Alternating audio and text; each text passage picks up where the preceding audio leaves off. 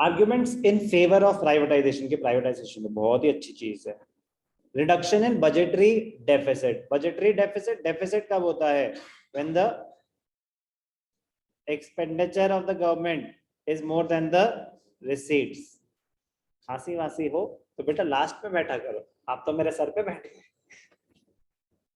अगर लग रहा है तबीयत ठीक है तो बैठे रहो, हाँ, वरना please. Only 40 days old baby, उस बेचारे को तो पता भी नहीं कोल्ड एंड कफ होता क्या है। रिडक्शन इन बजटरी डेफिसिट सुनने पे ध्यान देंगे। Public sector enterprises were putting a large burden on public exchequer, government. क्या होगा? जो लॉसेस हैं गवर्नमेंट को ही मीट करने पड़ेंगे, पब्लिक सेक्टर अंडरटेकिंग है, और उनके जो लॉसेस है गवर्नमेंट कहां से मीट करेगी? गवर्नमेंट तो भैया अपनी टैक्स कलेक्शन ही यूज करेगी, तो जो भी उनका टैक्स रेवेन्यू है जो ग्रोथ पे स्पेंड हो सकता था, वो ये पब्लिक सेक्टर के लॉसेस मीट करने पे ही लगे रह जाते थे। Public sector enterprises are putting a huge burden on public exchequer due to huge losses and growing subsidy payments. Privatization reduces the financial burden of the government.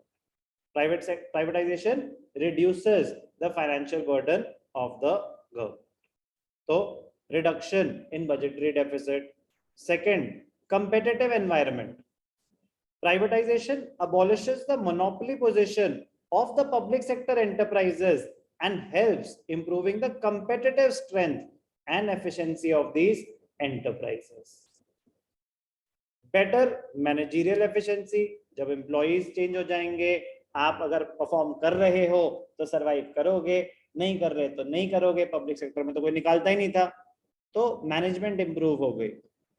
Privatization is supported as a means of improving managerial efficiency as the management is not subject to unwanted political pressure and interference। कोई नहीं थी government undertaking में, तो political interference काफी होती है, government का pressure काफी रहता है, प्राइवेट सेक्टर में नहीं।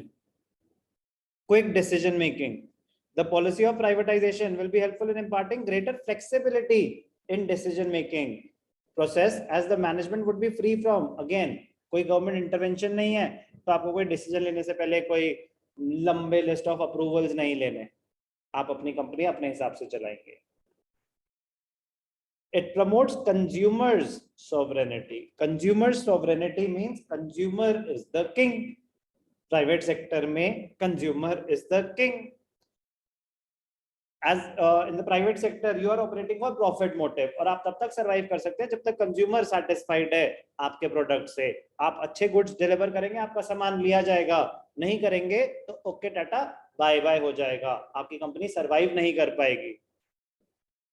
बट जब पब्लिक सेक्टर ही है, कह रहे लेना है लो, नहीं लेना मत लो, आपके पास कोई ऑप्शन नहीं है। Government decides what to produce, how to produce, for whom to produce. In the private sector, market forces decide. Market forces decide. जिस प्रोडक्ट की डिमांड है वो ज्यादा बनेगा। Yes or no? तो कैपिटलिस्ट इकोनॉमी, कैपिटलिस्ट इकोनॉमी में क्या होता है? Factors of production are owned by private individuals, consumer is the king. तो हम शिफ्ट हो रहे हैं ना कि majority of the factors of production being held by the public sector से हम शिफ्ट हो रहे हैं टुवर्ड्स प्राइवेटाइजेशन। तो प्राइवेट ओनरशिप बढ़ रही है, प्राइवेट ओनरशिप प्रॉफिट मोटिव पे काम करना चाहती है, तो कंज्यूमर को इंपॉर्टेंस देनी पड़ेगी। तो it promotes consumer sovereignty. The survival of public enterprises depends on the satisfaction of the consumers. Privatization will lead to caring of consumers because of the need for creating and sustaining market. Hence, the quality and service, quality of service will improve. कोई भी doubt? Promotes consumer sovereignty. Profit oriented decision. Private sector works with profit oriented approach. It infuses commercial spirit in the functioning of the enterprises.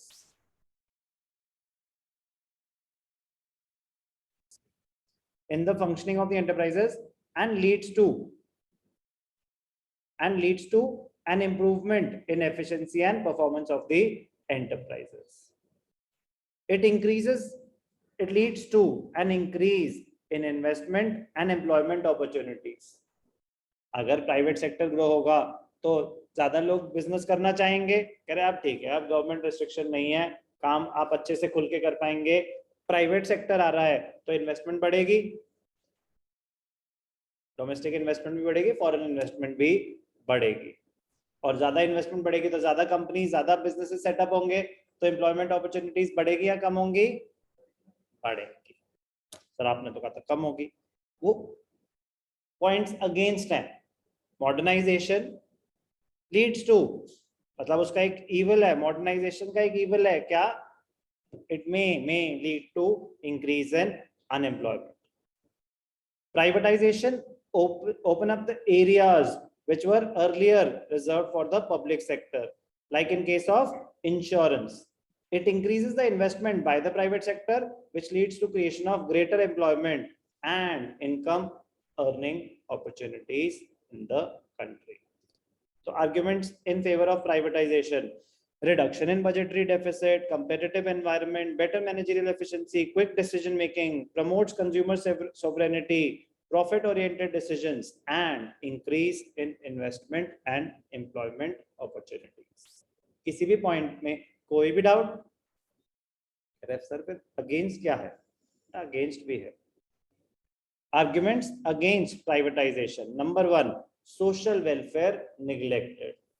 Public sector was operating for social welfare. Private sector will never work for social welfare. They will operate for profit maximization.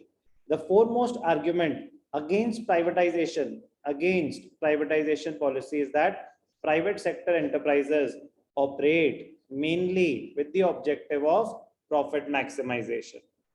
Thus, this system does not guarantee the social welfare of the poor people. कह रहे देखो बेटा, GDP तो grow होगा, jobs तो बढ़ेंगी, but weaker section को हमारी तरफ से कोई हेल्प मिलेगी, इस बात की कोई गारंटी नहीं है। वीकर सेक्शन का स्टैंडर्ड ऑफ लिविंग इंप्रूव होगा, इस बात की कोई गारंटी नहीं है। तो सबसे बड़ा ड्रॉबैक यही है।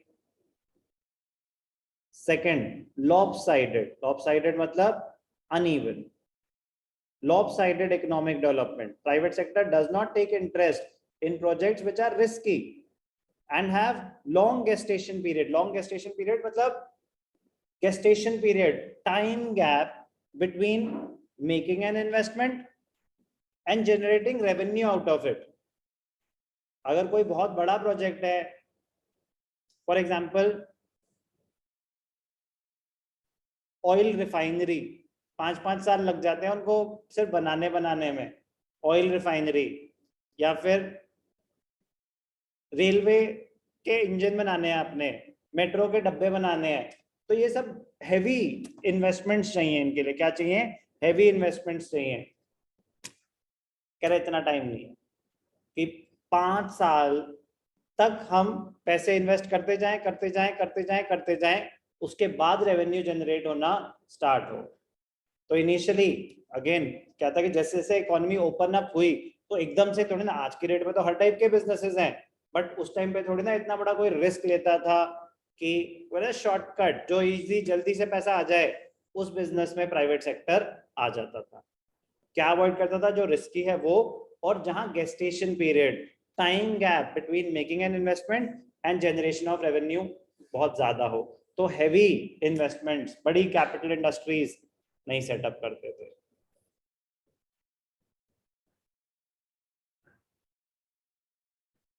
गर्मी लग रही है नीचे वालों को तो। Private sector does not take interest in projects which are risky and have long gestation period with lower profitability. It may adversely affect the growth of basic and heavy industries and infrastructure in the country. Concentration of economic power. Privatization can also result in substitution of a public monopoly to a private monopoly.